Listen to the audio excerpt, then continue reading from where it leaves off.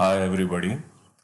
In this series of lectures, we will learn about fundamental concepts of data, datum, and database.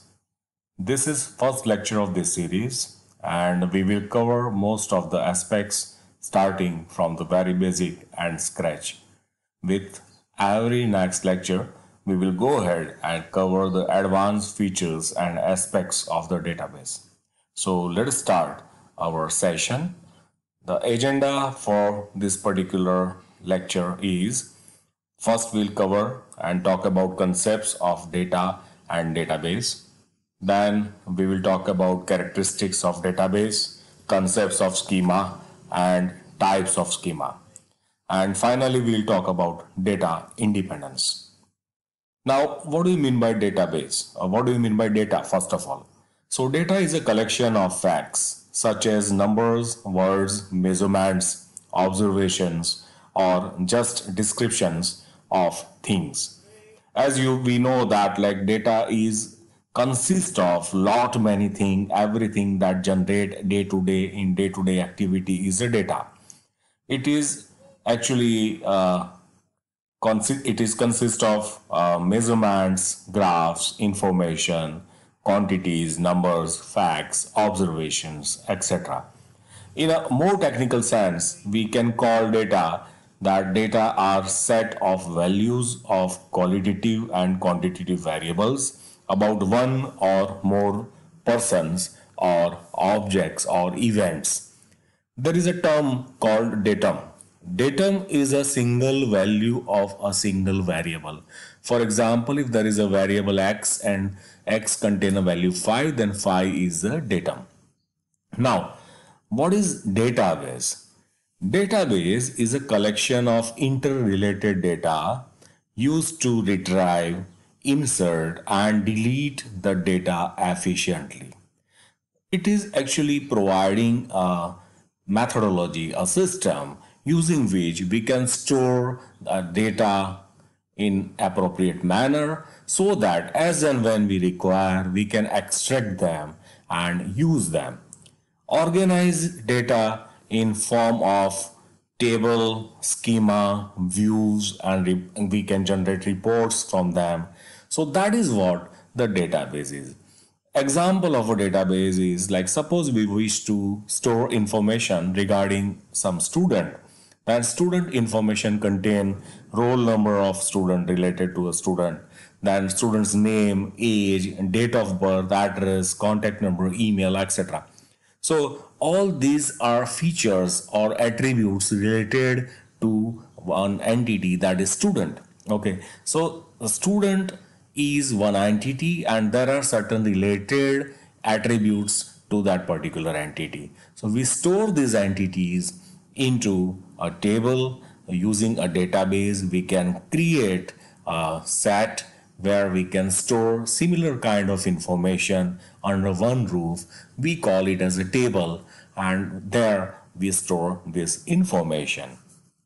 Now, what are the characteristics of database management system?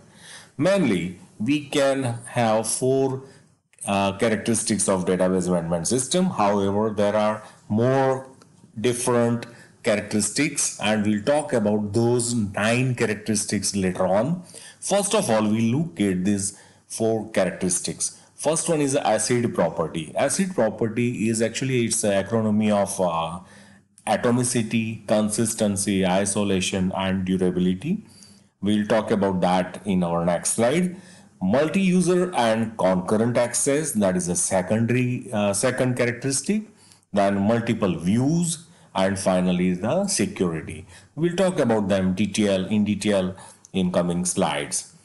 Now, first of all, acid property. This acid property, it is actually either the entire transaction should take place at once or should not happen at all. That is the basic fundamental behind the acid property.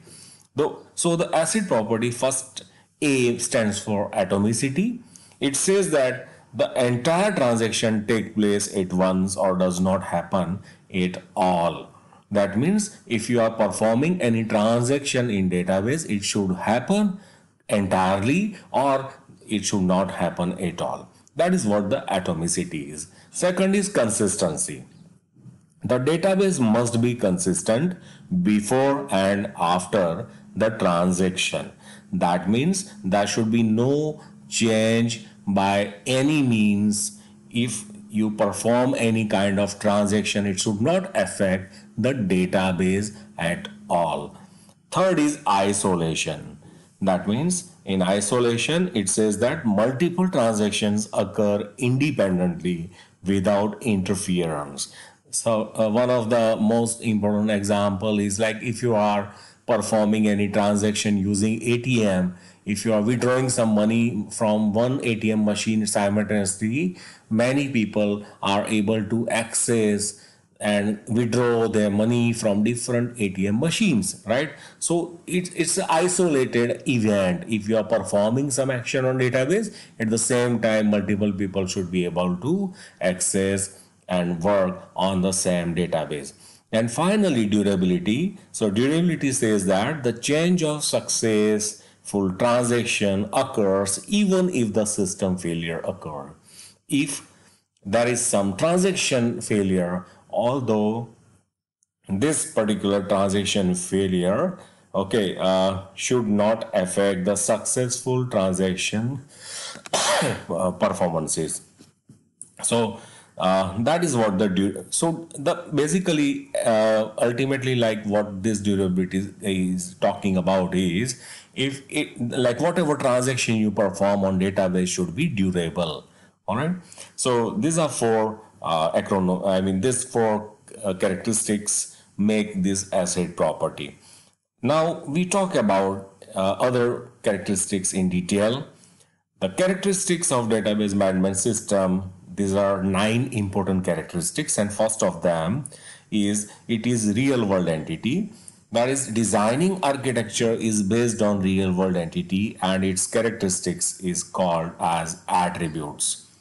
Second is relation based tables. So DBMS allows entities and relations among them to form a table. So a user can understand the architecture of a database just by looking at the table names. So like if you have a student table, then you can identify easily that okay, that must be something related to students. All right. Third is concepts of metadata. Metadata means data about data. The database is collection of entities and the relevant attributes. DBMS also stores metadata, which is data about the data, and it is also stored inside the DBMS itself. There is no separate provision to store them. That is more convenient to handle the process. Fourth one is redundancy must be reduced. Redundancy means duplication, unnecessary storage of same attributes, repetition of similar data. Okay, so these what happened with redundancy is that it increase the storage size as well as it slow down the process of database handling. Using the concept of normalization, database management system reduces data redundancy. Fifth one is consistency. Consistency is the state where every relation in a database remains consistent. There exist methods and techniques which can detect attempt of leaving database in an inconsistent state. A DBMS can provide greater consistency as compared to earlier forms of data storing applications in case of file storage, right? So in previous system, the data was not properly or consistently maintained, right? Compared to that, DBMS provide a system where you can store data consistently. Sixth one and sixth characteristic is query language. There should be a provision of a language that is known as a query language using which you can access, perform any operation on your existing database. DBMS should be equipped with such query language. A user can apply as many and as different filtering options as required to retrieve the set of data. Now, seventh one is multi-user and concurrent access. DBMS supports multi-user environment and allow them to access and manipulate data in parallel. The restrictions on concurrent transactions are in background.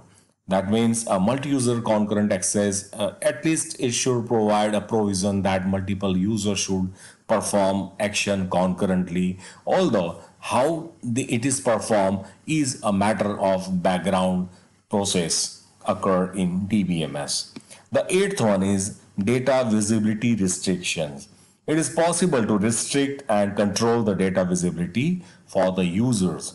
It prevents unauthorized access of the database. And ninth one is security. It provides security and safety of database by imposing various restrictions and different levels of access controls. It allows different levels of users.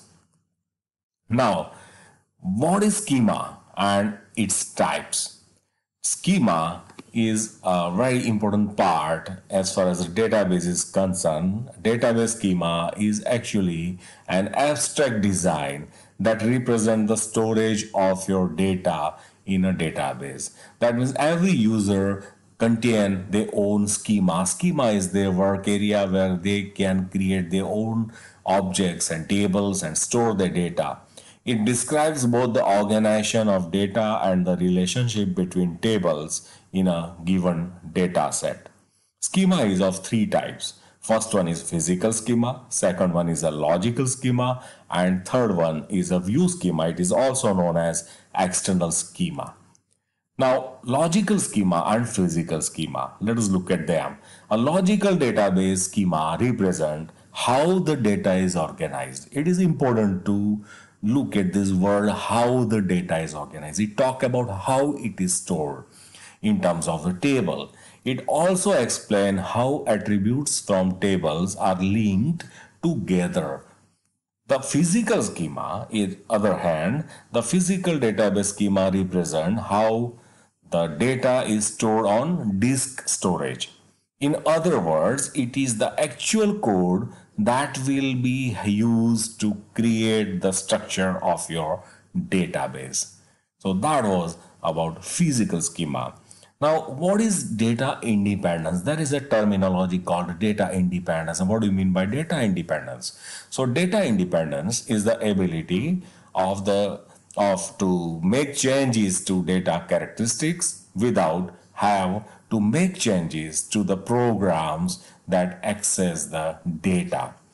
It is a property of DBMS that helps you to change the database schema at one level of database system without requiring to change the schema at the next higher level. Data independence helps to keep data separated from all programs that make use of it.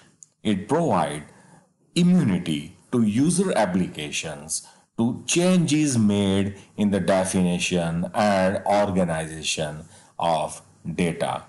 Application programs should not ideally be exposed to details of data representation and storage. That means application program has nothing to do how this data is stored and where the data is stored. Right? Now, data independence it can be explained in three layers, and these are three schema. It is also called as a three schema architecture. The three schema architecture talk about data independence. Here, look at this figure. It is an idea in relational database design that breaks a database down in three different categories according to its use and structure and to the roles played by system administrator, designer, and end user. Right? So this is what it explains. Now, we will talk about data independence in detail and talk about logical level and physical level in detail in coming lecture. So, we will talk about logical, physical data independence and difference among them in coming lecture. So, see you soon in coming lecture.